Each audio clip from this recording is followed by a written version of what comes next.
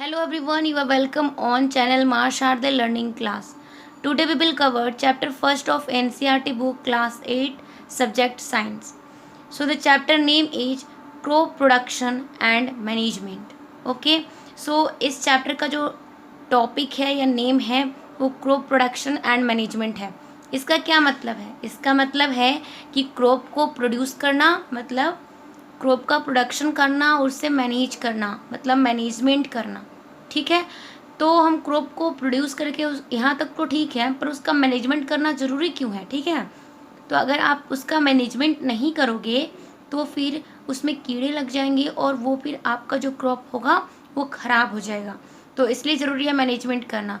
तो इस चैप्टर में हम मेनली क्रॉप प्रोडक्शन मतलब क्रॉप प्रोडक्शन किस तरह से किया जाता है, सटीक वे जो कहते हैं वो सही वे क्या है, और मैनेजमेंट इसका मैनेजमेंट हम कैसे करें, मतलब कि क्रॉप का प्रोडक्शन कैसे करें एंड मैनेजमेंट कैसे करें, इसी को हम इस चैप्टर में पढ़ेंगे. तो सबसे पहले एक छोटा सा स्टोरी है, तो इससे ही आपका चैप्टर स्टार्ट हो रहा है, तो इसे भी पढ़ते हैं. सो Paheli and Boojho went to their uncle's house during the summer vacation. क्या है कि पहेली एंड बूझो दोनों अपने अंकल के हाउस गए हुए हैं during the summer vacation. Their uncle is a farmer, उनके अंकल जो है किसान है.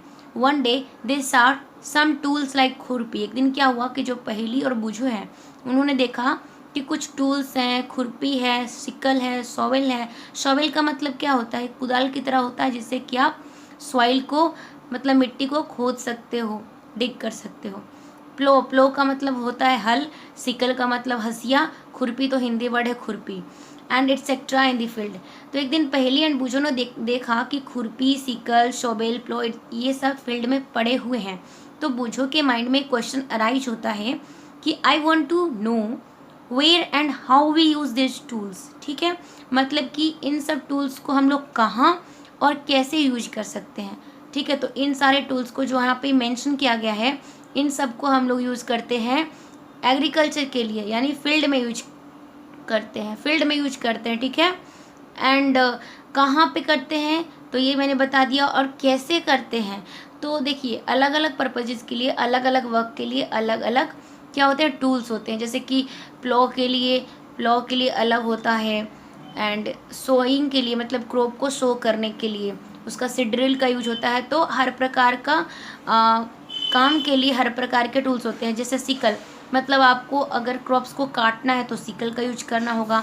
अगर मिट्टी को प्रिपेयर करना है तो शॉवेल का या प्लो का यूज करना होगा. आपको वीड्स वगैरह निकालना है तो खुरपी का यूज करना होगा. अभी मैंने आपको ऐसे ही बताया, आगे आप डिटेल में पढ़ोगे. ठीक है, तो आगे देखते हैं हम. So you have learn that all living organisms require food. आपको पता है कि जितने भी ऑर्गेनिजम्स हैं, लिविंग ऑर्गेनिजम्स हैं, ठीक है, उन्हें फूड की ज़रूरत होती है. Plants can make their food themselves. Plant को भी ज़रूरत होती है फूड की, और लेकिन यहाँ पे अंतर यही है, डिफरेंस यही है कि लिविंग ऑर्गेनिजम्स खुद से अपना खाना नहीं बनाते, जबकि प्लांट जो है वो खुद से अपने देमसेल्व्स क्या करते हैं, फूड को प्रिपेयर करते हैं. तो can you recall how green plant synthesis their own food.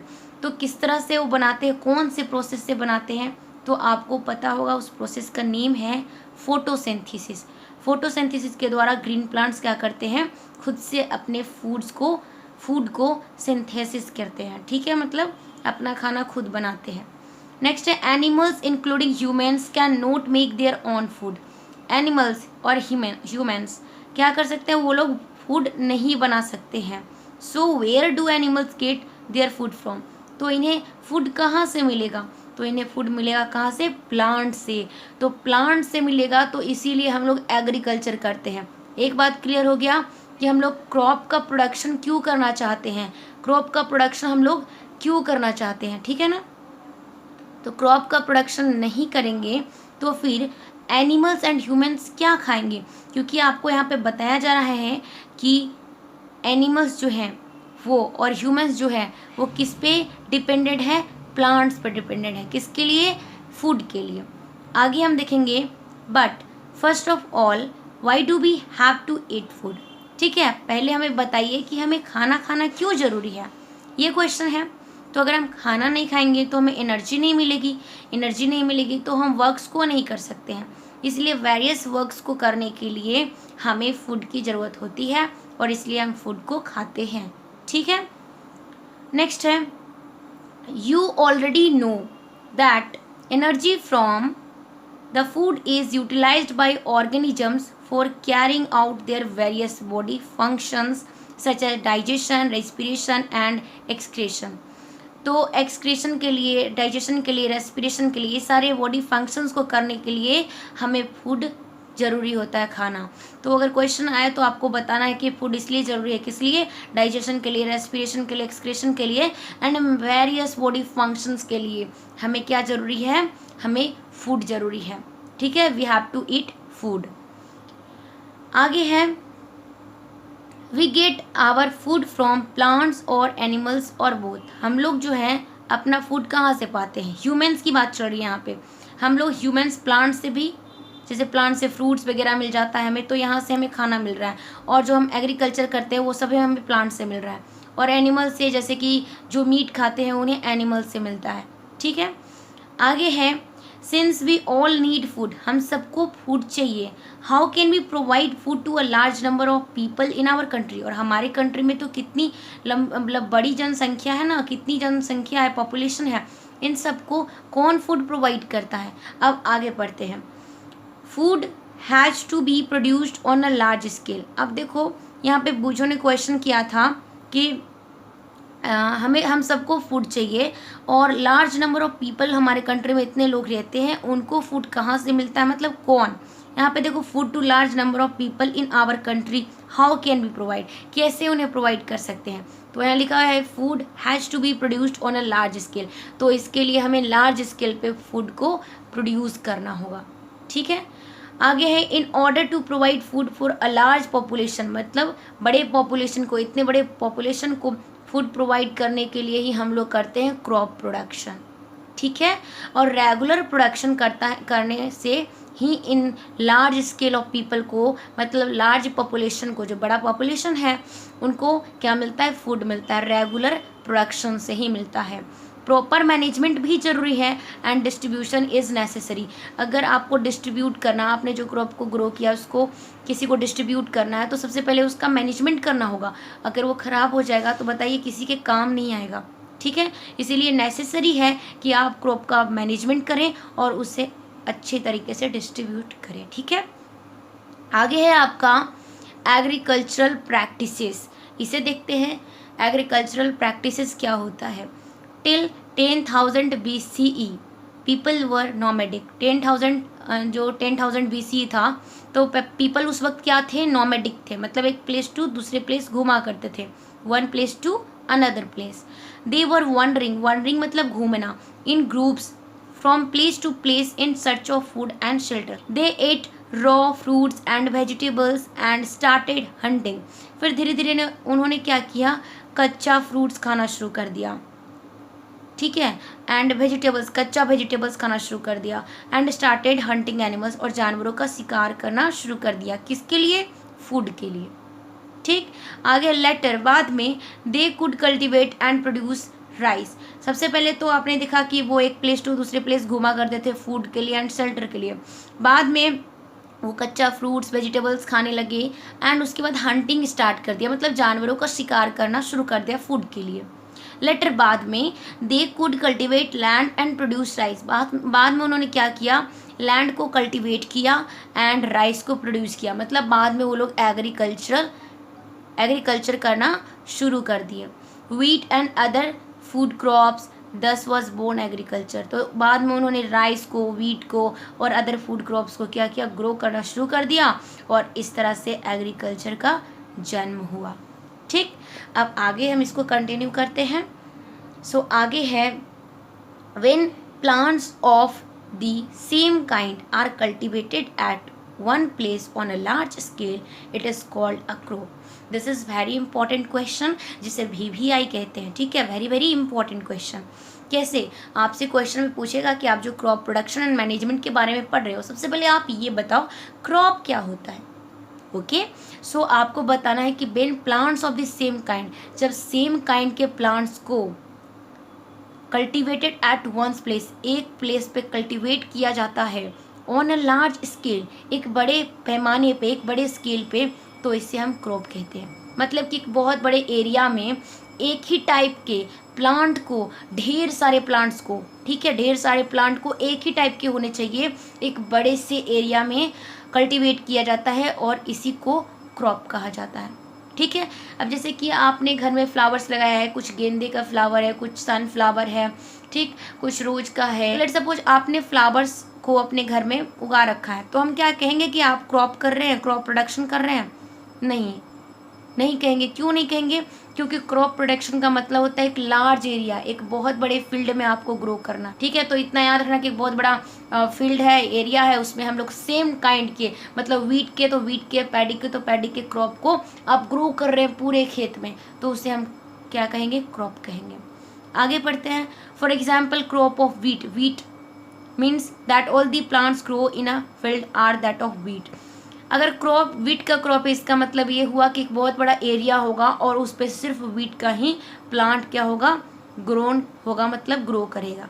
ठीक है, आगे देखते हैं हम। आगे है, you already know that crops are of different types like cereals, vegetables and fruits.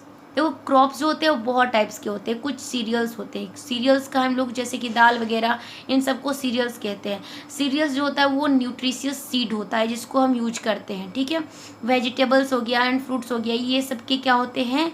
इन सबको आप कह सकते हो क्रॉप्स। ठीक है, crops, different types of crops. तो ये जो सीरियल्स हैं, वेजिटेबल्स हैं, फ्रूट्स हैं, ये सारे क्रॉप्स हैं, बट ये डिफरेंट टाइप्स ऑफ क्रॉप्स हैं। ठीक है, क्रॉप तो है पर डिफरेंट टाइप्स के हैं, क्योंकि किसी कोई सीरियल है तो कोई वेजिटेबल है तो कोई फ्रूट है। ठीक है, this can be classified on the basis of the season in which they grow. देखो इनको क्लासीफाई कैसे किया जाता है, किसी को सीरियल्स, किसी को वेजिटेबल्स कैसे, किसी को फ्रूट्स कैसे, तो इनको क्लासीफाई करने का एक तरीका है, वो है सीजन। सीजन के बेसिस पे क्या किया जाता है? क्लासीफाई किया जाता है क्रॉप्स को। तो ये याद रखना है कि किसके बेसिस पे क्रॉप्स को क्लासीफाई किया जाता है, तो यहाँ पे हो जाएगा सीजन के बेसिस पे। आगे है, India is a vast country, मतलब इंडिया एक बहुत बड़ी कंट्री है। The climatic conditions like temperature, humidity and rainfall vary from one region to another. India एक बहुत बड़ी कंट्री है और यहाँ पे आपको पता है बहुत सारे स्टेट्स हैं। ठीक है, और पॉपुलेशन बहुत ज़्यादा है, तो यहाँ पे क्या एक बहुत बड़ी कंट्री है, तो हर स्टेट का अगर हम देखें तो क्लाइमेटिक कंडीशंस अलग है। ठीक है, जैसे कि हम जम्मू एंड कश्मीर के देखें, कश्मीर का देखें तो वहाँ पे क्या है? बर्फ़ जमा हुआ है। ठीक है, और अगर हम राजस्थान की बात करें तो वहाँ पे सिर्फ सूखा ही सूखा है, मतलब बहुत गर्मी है। ठीक है, तो कहीं का बहुत ठंड है तो कहीं का बहुत गर्मी है, मतलब गर्म है। तो इंडिया एक बहुत बड़ी कंट्री है और यहाँ क्लाइमेटिक कंडीशंस भी अलग अलग है। टेम्परेचर, ह्यूमिडिटी एंड रेनफॉल अलग अलग प्लेसेस पे अलग अलग तरह से होती है। ठीक है, अलग अलग तरह से, मतलब कहीं पे कम होती है तो कहीं पे ज़्यादा होती है रेनफॉल, कहीं का टेम्परेचर कम है तो ज़्यादा है, कहीं ह्यूमिडिटी कम है तो ज़्यादा है। ठीक है, तो इसलिए क्या है कि हर जगह का क्लाइमेटिक कंडीशंस अलग है, इसलिए हर जगह पे डिफरेंट टाइप्स ऑफ क्रॉप्स को ग्रो किया जाता है। तो आपको पता है इंडिया एक वास्ट कंट्री है और यहाँ पे बहुत तरह के डिफरेंट टाइप्स ऑफ क्रॉप्स को क्या किया जाता है? ग्रो किया जाता है। ठीक है, तो इसमें से जो 2 ब्रॉड क्रॉपिंग पैटर्न्स है जिसको ज़्यादातर ग्रो किया जाता है इंडिया में, जो सबसे ज़्यादा ग्रो करे जाने वाली 2 ब्रॉड क्रॉपिंग पैटर्न्स हैं वो है kharif crops and rabi crops. So kharif crops and rabi crops क्या होते हैं जानते हैं? The crops which are sown in the rainy season, जो क्रॉप्स को रेनी सीजन में सोन किया जाता है उसे खरीफ क्रॉप्स कहते हैं। ठीक है, the rainy season in India is generally from June to September, और इंडिया में जून टू सितंबर में क्या होता है? रेनी सीजन, इसलिए खरीफ क्रॉप्स को जून टू सितंबर के समय में सोन किया जाता है। Paddy, maize, soybean, groundnut and cotton are kharif crops. ये सब क्या है? एग्जाम्पल्स है खरीफ क्रॉप्स के। अब नेक्स्ट देखते हैं रबी क्रॉप्स। तो रबी क्रॉप्स जो होते हैं उन्हें विंटर सीजन में सोन किया जाता है, October to March, are called rabi crops, तो इन्हें हम रबी क्रॉप्स कहते हैं। एग्जाम्पल है जैसे कि wheat, gram, pea, mustard and linseed. Next है besides this pulses and vegetables are grown during summer at many places. ठीक है, इसके अलावा कुछ पल्सेस, कुछ वेजिटेबल्स हैं जो क्या किए जाते हैं? समर में ग्रो किए जाते हैं, ठीक है। और यहाँ पे दिया हुआ है खरीफ क्रॉप्स, रबी क्रॉप्स, और एक और क्रॉप्स होता है जिसे जाइड क्रॉप्स कहते हैं, जो समर सीजन में सोन किया जाता है, ठीक है। तो उसमें से एक एग्जांपल मैं आपको बताऊं जाइड क्रॉप्स की, तो वो होता है वाटरमेलन, ठीक है। इसमें आपको गिवन नहीं है, कोई बात नहीं, आप एक्स्ट्रा जानकारी रख लो। आगे हम चलते हैं। आगे है basis practices of crop production, मतलब क्रॉप प्रोडक्शन करने का जो बेसिस प्रैक्टिसेस है, अभी हम उसे डिस्कस करने वाले हैं। Why paddy can not be grown in the winter season. यहाँ पे क्वेश्चन है कि विंटर सीजन में हम लोग क्यों नहीं पैडी को सोन कर सकते हैं, ग्रो कर सकते हैं। यहाँ पे पहली आंसर दे रही है, यहाँ पे बुझो क्वेश्चन पूछ रहा है। पहली बोल रही है paddy requires a lot of water, paddy को बहुत ज़्यादा पानी की आवश्यकता होती है, therefore it is grown only in the rainy season, इसलिए वाटर को फुलफिल करने के लिए, ठीक है, इसे सिर्फ रेनी सीजन में ही ग्रो किया जाता है। आगे है cultivation of crops involves several activities undertaken by farmer over a period of time. ये जो कल्टीवेशन ऑफ क्रॉप्स है, इसमें बहुत सारे एक्टिविटीज़ लगते हैं, मतलब बहुत सारे एक्टिविटीज़ करने पे क्रॉप का प्रोडक्शन होता है जो फार्मर करते हैं। You may find that these activities are similar to those carried out by a gardener or even by you when you grow ornamental plants in your house। जब हम अपने घर में कुछ प्लांट्स लगाते हैं और तो उसकी देखभाल जैसे करते हैं, बहुत सारी एक्टिविटीज़ करते हैं, ठीक है, उसको अच्छे से ग्रो होने में बहुत कुछ करना पड़ता है हमें। एंड जो गार्डनर होता है, माली होता है, वो कुछ इसी तरह से एक्टिविटीज़ करता है जैसे कि फार्मर्स करते हैं क्रॉप को ग्रो करने के लिए, ठीक है। दीज एक्टिविटीज और टास्क आर रिफर्ड, इन सारे एक्टिविटीज और टास्क को हम क्या कहते हैं, एग्रीकल्चरल प्रैक्टिसेस, ठीक है, एग्रीकल्चरल प्रैक्टिसेस। तो पूछा जाएगा एग्रीकल्चरल प्रैक्टिसेस किसे कहते हैं, तो आपको बताना है कि जब हम क्रॉप का प्रोडक्शन करते हैं तो उस वक्त जितनी भी हम एक्टिविटीज़ का यूज़ करते हैं, मतलब जितनी भी एक्टिविटीज़ करके अपने क्रॉप को प्रोड्यूस करते हैं, उन सबको एग्रीकल्चरल प्रैक्टिसेस कहते हैं। मतलब एग्रीकल्चर में होने वाली प्रैक्टिसेस को हम एग्रीकल्चरल प्रैक्टिसेस कहते हैं। सो यहाँ पे जो जो हम लोग क्रॉप प्रोड्यूस करते हैं तो उसके लिए जो जो एक्टिविटीज़ है, जो जो प्रैक्टिसेस है, वो यहाँ पे गिवन है। सबसे पहले हम क्या करते हैं, फर्स्ट में प्रिपरेशन ऑफ सॉइल, सबसे पहले हम सॉइल को प्रिपेयर करते हैं, उसके बाद हम सोइंग सीड को सो करते हैं, उसके बाद एडिंग मैन्यूअर एंड फर्टिलाइजर्स, फिर उसमें हम लोग मैन्यूअर एंड फर्टिलाइजर का यूज करते हैं, ऐड करते हैं। इरिगेशन का मतलब सिंचाई करते हैं, वाटरिंग करते हैं। प्रोटेक्टिंग फ्रॉम वीड्स, मतलब कि वीड्स से उन्हें प्रोटेक्ट करते हैं। हार्वेस्टिंग का मतलब होता है कि जब फसल तैयार हो जाता है और कटाई करते हैं। स्टोरेज का मतलब होता है उसका मैनेजमेंट करके हम अच्छे से स्टोर करते हैं, ठीक है। आगे है प्रिपरेशन ऑफ सॉइल, ठीक। So the preparation of soil is the first step before growing a crop. मैंने आपको बताया प्रिपरेशन ऑफ सॉइल जो है वो फर्स्ट स्टेप है। हम लोग जब एग्रीकल्चर करते हैं, मतलब क्रॉप को ग्रो करने का सबसे पहला जो स्टेप है वो है preparation of soil. So one of the most important task in agriculture is to turn the soil and loosen it. तो हम लोग प्रिपरेशन ऑफ सॉइल क्यों करते हैं, तो ये बहुत ज़रूरी है करना, क्योंकि इससे सॉइल को हम लोग क्या करते हैं, लूज़ करते हैं, मतलब भुरभुरा बनाते हैं। और अगर हम प्रिपरेशन ऑफ सॉइल करते हैं तो इससे फ़ायदा क्या है, एडवांटेज ये है कि this allows the roots to penetrate deep into the soil. मतलब जितना मिट्टी लूजन होगा, मतलब लूज़ होगा, उतना ही उसकी जो हम लोग जो क्रॉप को वहाँ पे लगाएंगे, वो क्रॉप्स की जो जड़ होगी वो पेनिट्रेट मतलब अंदर की तरफ जाना, डीप, पेनिट्रेट माने जाना, डीप मतलब अंदर की तरफ जाना, इनटू द सॉइल में अच्छे से जा पाएंगे उनकी रूट्स, ठीक है। The loose soil allows the roots to breathe easily. जो लूज सॉइल होता है वो प्लांट्स को ब्रेथ करने में मदद करता है। लूज सॉइल जो होता है वो रूट्स को ब्रेथ करने में ब्रेथ इजीली में भी मदद करता है, ठीक है। चाहे वो कितने भी डीप में चले जाएं, सॉइल के डीप में, वो फिर भी सांस ले सकते हैं, ब्रेथ ले सकते हैं, ठीक है। तो यहाँ पे आप देख सकते हो, अगर आपसे क्वेश्चन पूछा जाए कि प्रिपरेशन ऑफ सॉइल क्यों ज़रूरी है, तो आपको बताना है प्रिपरेशन ऑफ सॉइल करने से मिट्टी लूज़ हो जाती है, और लूज हो जाने से क्या होता है कि जो रूट्स होती है, जो हम क्रॉप को ग्रो करते हैं, उस क्रॉप की जो रूट्स होती है वो पेनिट्रेट करती है डीप इनटू द सॉइल के बहुत अंदर जाती है। और उसके बाद इस तरह से जब सॉइल लूज़ होगा तो ब्रेथ करने में भी मदद मिलता है रूट्स को, ठीक है। और चाहे वो कितना भी सॉइल के अंदर चले जाए, उसको ब्रेथ करने में मदद होता है। Why does the loosening of soil allow the roots to breathe easily. अब देखो सॉइल को लूज करने से वो ब्रेथ ईजिली कैसे करती है, यहाँ पे एक क्वेश्चन है, तो इसका जवाब आगे है, इसे हम पढ़ते हैं। दी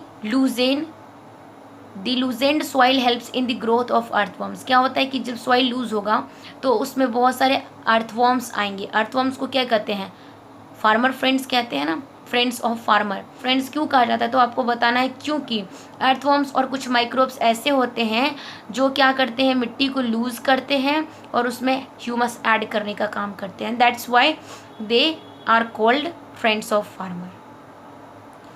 now but why this soil needs to be turned and loosened. Soil को हम लोग टर्न करने की क्या ज़रूरत है, उसे लूज करने की क्या ज़रूरत है, ठीक है।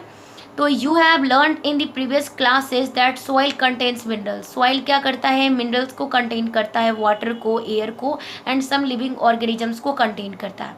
तो अगर क्वेश्चन पूछा जाए कि सॉइल क्या कंटेन करता है, आपको बताना है minerals, water, air and some living organisms, ठीक। तो in addition dead plants and animals get decomposed by soil organisms, ठीक है। कुछ सॉइल के ऑर्गेनिजम्स होते हैं जो कोई प्लांट डिड कर जाता है या एनिमल डिड कर जाता है तो उसे डिकम्पोज करके मिट्टी में मिला देते हैं, ठीक है। In this way various nutrients in the dead organisms are released back into the soil. और इस तरह से जो बहुत सारे न्यूट्रिएंट्स पाए जाते हैं डिड ऑर्गेनिजम्स में वो दोबारा से मिट्टी में मिल जाते हैं। These nutrients are again absorb by plants. और ये सारे जो न्यूट्रिएंट्स है वो दोबारा से प्लांट्स के द्वारा एब्जॉर्ब कर लिए जाते हैं। तो यहाँ पे एक क्वेश्चन था आपको कि हमें क्यों ज़रूरी है मिट्टी को टर्न करना, मतलब मिट्टी को पलटना या मिट्टी को लूज़ करना क्यों ज़रूरी है। तो आपको पता है ना कि इसमें मिनरल्स पाए जाते हैं, तो आप उसको जब लूज़ करोगे या टर्न करोगे तो अंदर की जो मिनरल्स वाली जो मिट्टी में मिनरल्स मिली हुई है वो ऊपर की तरफ आएगी, ठीक है। अंदर में जो भी फर्टाइल, जो अंदर का जो सॉइल है वो फर्टाइल है, वो ऊपर की तरफ आ जाएगा जब आप उसे क्या करोगे, पलटोगे, मतलब टर्न करोगे और लूज करोगे तो, ठीक है। अंदर का सॉइल ऊपर और ऊपर का सॉइल नीचे चला जाएगा, ठीक है। आगे है a few centimetres of the top layer of soil supports plant growth. कुछ ही सेंटीमीटर्स जो होते हैं सॉइल के टॉप लेयर का, उसमें प्लांट्स का ग्रोथ पॉसिबल होता है क्योंकि प्लांट का ग्रोथ सपोर्ट करता है। अगर आप बहुत ज़्यादा अंदर मिट्टी में आप कर रहे हो प्लांट को ग्रो, तो वो फिर आगे चलकर डेड हो जाएगा, मतलब नहीं आगे, मतलब ग्रो नहीं कर पाएगा। Turning and loosening of soil brings the nutrient rich soil to the top. मैंने आपको बताया कि टर्निंग एंड लूजनिंग करने से क्या होता है, जो न्यूट्रिएंट रिच सॉइल अंदर है, ठीक है, वो टॉप पे आ जाता है। So that plants can use their nutrients. और इस तरह से प्लांट्स उस न्यूट्रिएंट्स को जो ऊपर की तरफ आता है उसे यूज कर लेते हैं। एंड दस आगे देखते हैं, आगे है दस turning and loosening of soil is very important for cultivation of crops. तो इसलिए टर्निंग एंड लूजनिंग बहुत इंपॉर्टेंट है क्योंकि ये करने से जो नीचे का न्यूट्रिएंट रिच सॉइल है वो टॉप पे आ जाता है। The process of loosening and turning of the soil is called tilling और प्लोइंग। यहाँ पे आपसे पूछ सकता है कि लूजनिंग एंड टर्निंग करने का जो प्रोसेस है, द प्रोसेस है लूजनिंग एंड टर्निंग का, उसे हम क्या कहते हैं, तो उसे हम टीलिंग कहते हैं और प्लोइंग कहते हैं। This is done by using a plough. आप इसे प्लो की हेल्प से भी कर सकते हो, ठीक है। एक टूल्स होता है जिससे कि आप मिट्टी को क्या कर सकते हो, खोद सकते हो, जिसे कहते हैं प्लो का मतलब खेत की जुताई कर सकते हैं। Ploughs are made up of wood और आयरन। प्लो जो होता है वो वुड का और आयरन दोनों का बना होता है। In this soil is very dry. If the soil is very dry it may need watering before ploughing, ठीक है।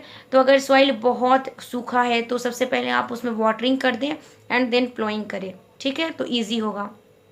दी प्लॉट फील्ड में have big clumps of soil called crumbs, ठीक है। क्या होता है कि प्लॉट जब हम प्लॉ कर देते हैं फील्ड की, तो प्लॉड फील्ड में क्या होता है, बहुत सारा क्लम्प्स होता है। क्लम्प्स मतलब ढेले होते हैं, तो उन्हें उन क्रम्प्स को कहा जाता है, यहाँ पे देखिए क्लम्प्स है मतलब ढेले, उन्हें कहा जाता है क्रम्स। तो it is necessary to break these crumbs. तो आपको इन क्रम्स को तोड़ना बहुत ज़रूरी है। तो इसलिए आप क्या करना चाहिए, levelling the field is beneficial for sowing as well as for irrigation, ठीक है। तो हमें फील्ड को पहले लेवल कर देना चाहिए, लेवल में ले आना चाहिए। ये बहुत बेनिफिशियल होता है क्रॉप को सो करने के लिए और इरीगेशन में भी मदद करता है।